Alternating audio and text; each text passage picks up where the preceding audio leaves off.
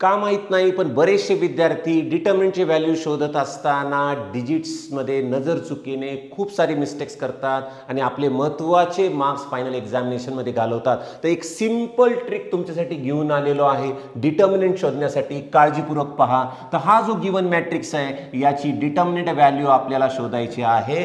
त्यासाठी अगोदर हा जो गिवन मॅट्रिक्स आहे तो तुम्हाला ॲज इट इज रिपीट करायचा आहे.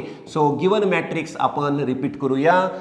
शेवटचा रो 1 to 4. तर मित्रांनो, हा गिवन मॅट्रिक्स मी रिपीट केला. त्यानंतर हा जो फर्स्ट कॉलम आहे तो तुम्हाला या ठिकाणी रिपीट करायचा आहे. त्यानंतर हा जो सेकंड कॉलम आहे तो तुम्हाला या ठिकाणी रिपीट करायचा आहे. That's all. त्यानंतर मात्र सिंपल या 3 एलिमेंटचं मल्टिशन 1 into 1 into 4 हा होईल 4.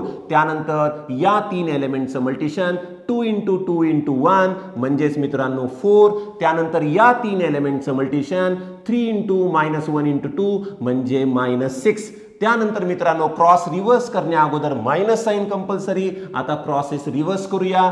2 into -1 into 4 2 into -1 into 4 हा होईल -8. त्यानंतर 1 into 2 into 2 म्हणजे हा होईल +4. त्यानंतर 3 into 1 into 1 हा होईल +3. तर सिंपल हा 8 - 6 म्हणजे हा आला 2 मायनस ऑफ मित्रांनो इथे 7 मायनस म्हणजे हा झाला -1 minus of minus +1. That's all. या मॅट्रिक्सची डिटर्मिनंट व्हॅल्यू आली 3. ट्रिक आवडली ना? शेअर करा मित्रांसोबत. नेक्स्ट ट्रिक नेक्स्ट व्हिडिओमध्ये. Till then study hard.